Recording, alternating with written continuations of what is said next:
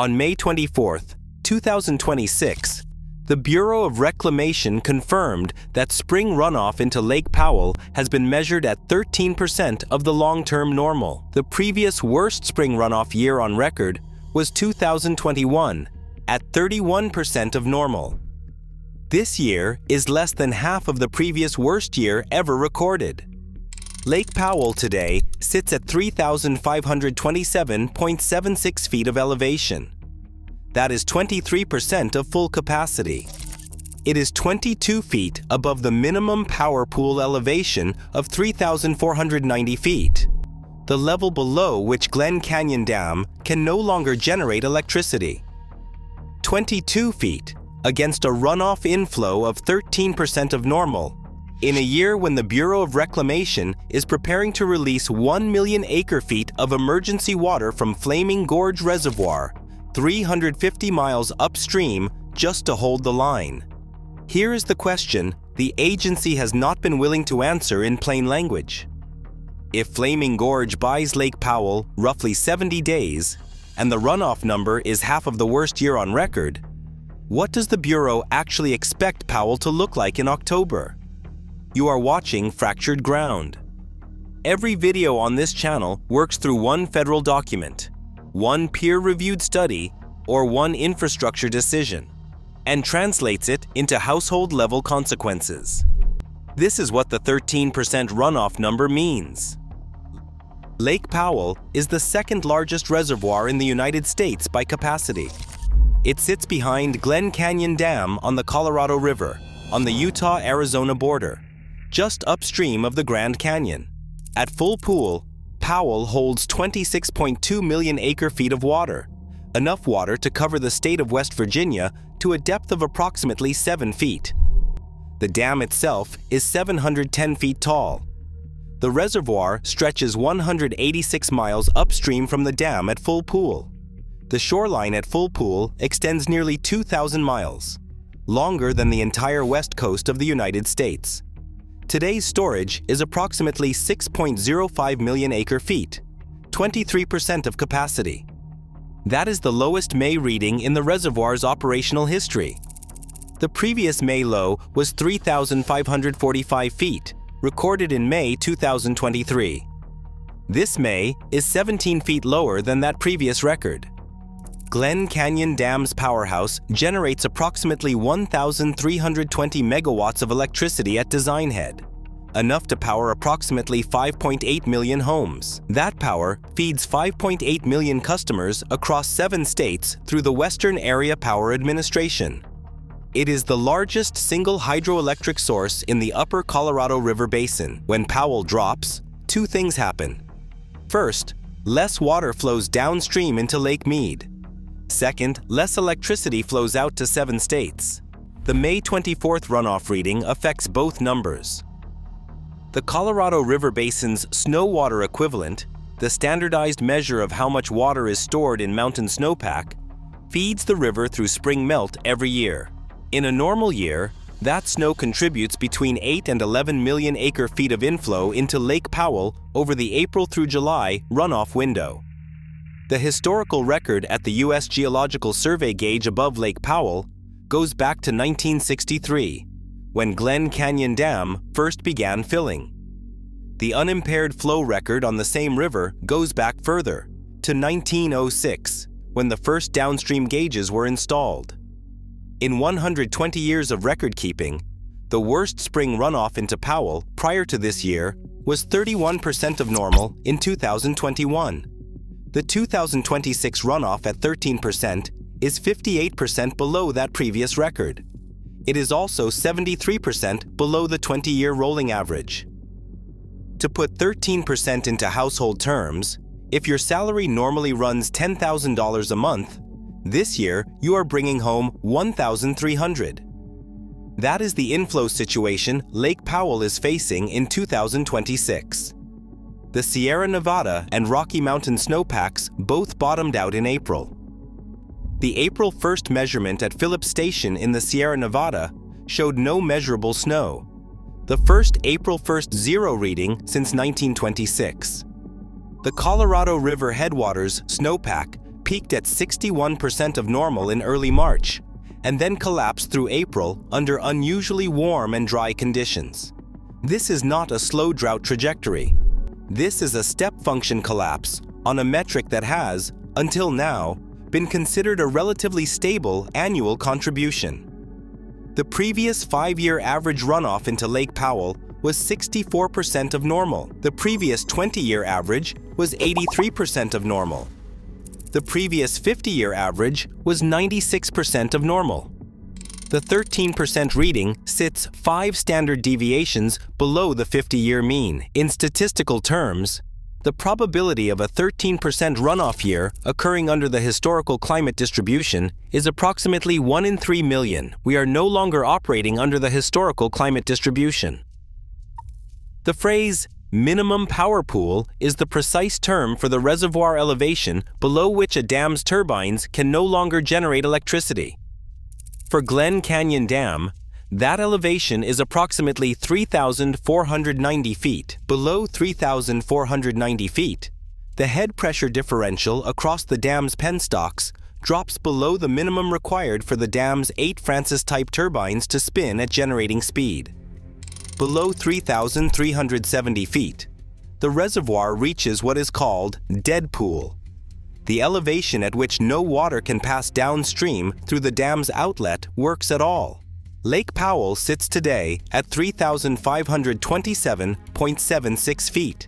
That is 37 feet above minimum power pool and 157 feet above dead pool. In a normal summer, Lake Powell drops between 15 and 25 feet between April 1st and September 30th, as the spring runoff is exhausted and downstream releases continue. In a 13% runoff year, that drop is projected to be substantially larger. Bureau of Reclamation models published in early May 2026 project a 25 to 35 foot drop over the same window if no emergency action is taken. That projected drop would put Lake Powell at or below the minimum power pool elevation of 3,490 feet, sometime in late August or early September. If Glen Canyon Dam loses generation, the 5.8 million customers currently fed by Western Area Power Administration hydropower contracts must replace that power from regional grid sources at market rates. The replacement cost is estimated at approximately $180 million per month of lost generation across all contract holders. This is the situation the Bureau is now actively trying to prevent. This is the kind of update the Bureau publishes once or twice a year, buried in reservoir bulletins and emergency release notices that almost nobody outside the basin reads. If you want the next one in your feed when the next federal hardware order or emergency release schedule drops, the subscribe button below the video is the only way the algorithm will reliably send it to you. We do not run an email list. The channel is the entire delivery mechanism. Subscribe, and the next update shows up automatically. Flaming Gorge Reservoir sits 350 miles upstream of Lake Powell on the Green River, the largest tributary of the Colorado. The reservoir is impounded behind Flaming Gorge Dam, a 500-foot-tall concrete arch dam completed in 1964. Flaming Gorge holds 3.7 million acre-feet at full pool. In response to the 13% runoff reading, the Bureau of Reclamation has scheduled an emergency release of approximately 1 million acre-feet from Flaming Gorge between June 1st and September 30th, 2026. That release would draw Flaming Gorge down by approximately 55 vertical feet over the 4-month window, taking the reservoir from its current 68% of capacity to approximately 41%. The 1 million acre-foot release is the largest single emergency drawdown of Flaming Gorge since the reservoir was first filled. Comparable releases, at much smaller scale, were executed in 2021 and 2022 during the previous drought cycle.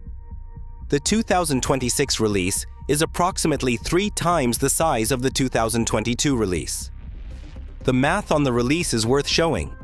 1 million acre-feet released from Flaming Gorge between June and September raises Lake Powell by approximately 4.5 feet at current basin conditions. Lake Powell needs to rise 22 feet to safely clear the minimum power pool elevation through the summer. A 4.5-foot bump buys roughly 70 days of additional generation at current demand and current downstream release schedules. After those 70 days, if the basin has not received substantial monsoon precipitation in late summer, Glen Canyon Dam cannot produce power, and the cascade resumes downstream into Meade. The Flaming Gorge release does not solve Lake Powell. It buys Lake Powell 10 weeks. 1 million acre-feet is approximately 326 billion gallons of water. It is enough water to fill the entire state of Rhode Island to a depth of 1 foot. It represents approximately 27% of Flaming Gorge's total stored volume. The release will be executed at an average rate of approximately 7,500 cubic feet per second across the 122-day release window. That is roughly 5 times the typical summer release rate from Flaming Gorge in a normal water year. The Flaming Gorge release is not the only emergency drawdown the Bureau has scheduled. 3 smaller upper basin reservoirs, Blue Mesa, Morrow Point, and Crystal, collectively known as the Aspinall Unit on the Gunnison River in Colorado, are also scheduled for accelerated releases over the same summer window. Blue Mesa Reservoir, the largest of the 3, currently sits at 54% of capacity. The Aspinall release schedule calls for approximately 110,000 additional acre-feet to be sent downstream through the Gunnison and into the Colorado main stem above Lake Powell.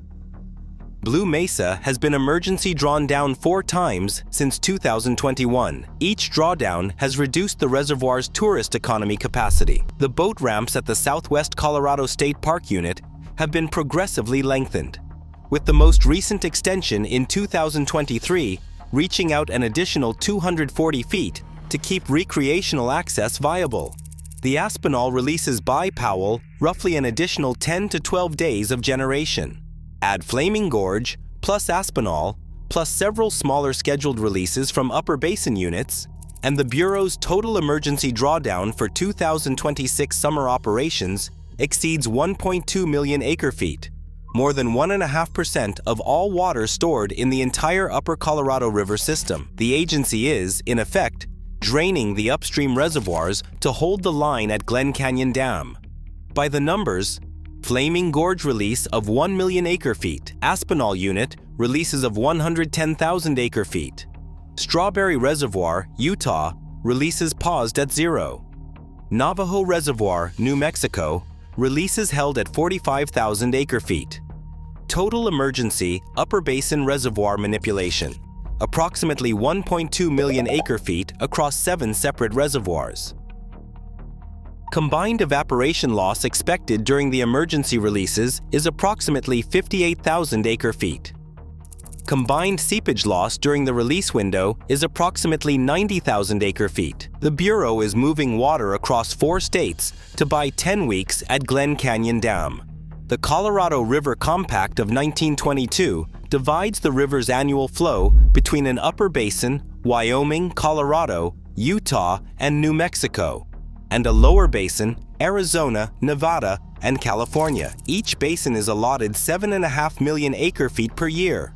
On paper, in practice, the lower basin uses essentially all of its allocation every year, plus roughly 1.5 million acre-feet of additional water that the river simply produces in normal hydrology. The upper basin uses substantially less than its allocation, typically between 4 and 5 million acre-feet per year, against the 7.5 million acre-feet legal entitlement. The legal structure of the compact means that, in a shortage, the upper basin is the formal source of water for the lower basin's compact deliveries. When Lake Powell drops, the Bureau's first move is not to cut lower basin allocations. It is to draw down upper basin reservoirs to maintain the obligation. This is why the Flaming Gorge release is happening on the Green River in Wyoming, and the Aspinall releases are happening on the Gunnison in Colorado, while the lower basin states of Arizona, Nevada, and California are taking the lighter cuts under the existing Tier 2 shortage declaration. The upper basin states have begun objecting to this allocation logic, on the grounds that they have never used their full compact share and should not be penalized for the lower basin's full use of theirs. The objection is being negotiated through a multi-state framework that is supposed to produce a new operational agreement by the end of 2026. Some numbers on the imbalance. Wyoming uses approximately 500,000 acre-feet annually against a compact entitlement of approximately 850,000. Utah uses approximately 1.1 million acre-feet against an entitlement of approximately 1.7 million. Colorado uses approximately 2.3 million against an entitlement of approximately 3.8 million. New Mexico uses approximately 600,000 against an entitlement of approximately 800,000.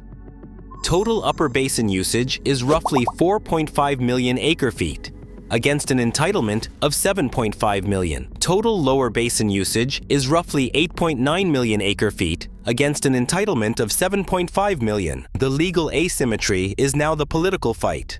If you live in the Colorado River Basin, California, Arizona, Nevada, Utah, Wyoming, Colorado, or New Mexico, drop your county in the comments below. The channel is building a regional map of household impacts as readers report them, and the comments section is where the most accurate ground-level data has been coming from. Federal agencies publish the macro numbers. The readers publish the micro. But here's the question worth taking a side on while you are there. Should the upper basin states, Wyoming, Colorado, Utah, and New Mexico, be the ones forced to drain their reservoirs to cover the lower basin's full compact use, when the upper basin has historically never used its full legal share? Or should the lower basin, California, Arizona, Nevada, the cities of Los Angeles, Phoenix, and Las Vegas, take the first cuts because they are the ones who have built their economies around using every drop? Pick a side. Type it. The comments section is where the disagreement happens, and the disagreement is the point. There is a movement, decades old, with renewed momentum in 2026, called Fill Mead First. The argument runs as follows. Lake Powell and Lake Mead together hold the bulk of the Colorado River's storage capacity. Both reservoirs lose enormous quantities of water to evaporation off their surface area, between 560,000 and 750,000 acre-feet per year combined, depending on temperature and surface area. Both reservoirs also lose substantial water to seepage into the surrounding sandstone bedrock. Lake Powell alone is estimated to lose between 380,000 and 1 million acre-feet per year to seepage, depending on the geological assumptions.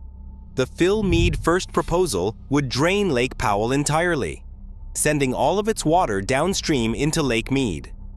The argument is that combined system storage would actually increase, because the evaporation and seepage losses from Powell would be eliminated, and the existing Mead capacity is enough to hold the water that Powell currently stores, plus the additional inflow. The proposal has been advanced by the Glen Canyon Institute, a Salt Lake City-based nonprofit, for more than 2 decades.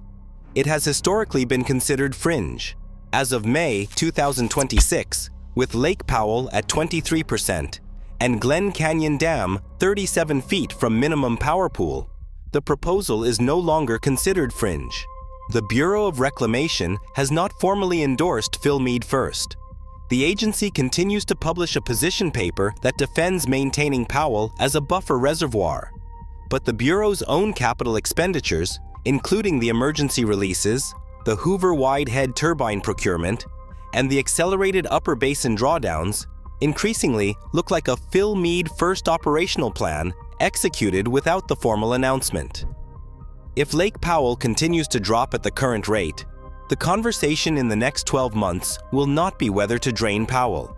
It will be what to do with Glen Canyon Dam, which becomes a 410-foot-tall concrete structure with no functional purpose if Powell falls below its minimum operating elevation for sustained periods. Wyoming is operating under a statewide drought emergency that the Wyoming Drought Coordination Council recommended on May 17th. 83% of Wyoming counties are now under a U.S. Drought Monitor designation of severe drought or worse. The Green River drainage above Flaming Gorge, the source of the emergency release water, is itself producing inflows at 38% of normal. Colorado declared a statewide drought mitigation Phase 2 activation on May 20th. the highest such activation since the 2002 drought response. The Colorado River District, a regional water authority covering the western slope of the state, activated its first-ever Western Slope Emergency Water Supply Plan on May 22nd, mandating once-a-week outdoor watering restrictions across the entire 8-county district. Utah declared a statewide drought emergency on May 21st, the first statewide drought emergency declaration in modern Utah history. 100% of Utah is currently under severe drought designation. The Bureau of Reclamation has paused planned recreation season releases from Strawberry Reservoir, Utah's primary east slope supply, to protect minimum pool elevations. New Mexico is operating under a drought emergency declaration extended on May 14th.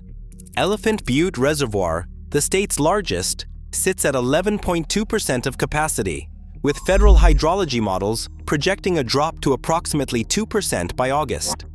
The Middle Rio Grande dried at the Albuquerque gauge on March 27th, the earliest dry-up in 30 years of recorded measurements. 4 Upper Basin states. 4 active drought emergency declarations. 4 reservoir systems undergoing accelerated drawdowns. All of it executed quietly, on state-by-state declarations and Bureau procurement timelines, without a unified federal announcement. The disaster kit, linked in the channel banner and pinned to the top comment, is the field manual that translates this kind of federal update into household-level protocols. It includes specific guidance for households across the 7 Colorado River Basin states on what to monitor, what to store, what to negotiate with your municipal supplier, and what insurance and tax deduction options apply when a federal disaster declaration is issued in your county. 48 pages, $39. One-time payment, instant PDF, 30-day refund guarantee. The channel will always be free. Here is what the 13% runoff reading actually tells us. The Bureau of Reclamation is now operating Lake Powell with emergency drawdowns from every major upstream reservoir simultaneously, on a schedule that buys the Glen Canyon Dam powerhouse approximately 10 additional weeks of generation through the summer of 2026. That is not a contingency operation. That is a structural intervention executed across 350 miles of river and 4 state lines. The Bureau's official projection still calls a Lake Powell drop below minimum power pool a low probability event for 2026. The Bureau's emergency operational schedule treats it as a near-certain event that must be actively counter-engineered every single month between now and the start of the next winter snow season. When the official projection says one thing and the operational schedule does another, the operational schedule is the more honest forecast. The 5.8 million customers fed by Glen Canyon hydropower do not yet have a guaranteed power source for September. The 7 Colorado River Basin states do not yet have a signed agreement on who takes the first compact shortage cut. The Glen Canyon Institute and a growing coalition of academic hydrologists are arguing in increasingly direct terms that Powell should be drained intentionally rather than allowed to collapse passively. The 13% number is the number that ends the old conversation and starts the new one. If you live downstream of Glen Canyon Dam, and downstream of Glen Canyon includes Page, Arizona, the Navajo Nation, the Hopi Reservation, Lake Mead, Las Vegas, Phoenix, Tucson, Los Angeles, San Diego, Yuma, and Mexicali, your household water and power assumptions need to match the Bureau's operational schedule, not the Bureau's published projection. Subscribe to the channel for the next federal hardware order, the next emergency release schedule, the next reservoir bulletin that nobody else is translating. Drop your county and your side of the Upper Basin versus Lower Basin question in the comments. The Disaster Awareness Kit is in the banner if you want the household-level protocol. I am not here to tell you Lake Powell is collapsing. I am here to tell you that 13% is less than half of the previous worst year on record, and the federal government is, with emergency releases from 4 upstream reservoirs, telling you they expect that number to be the new normal.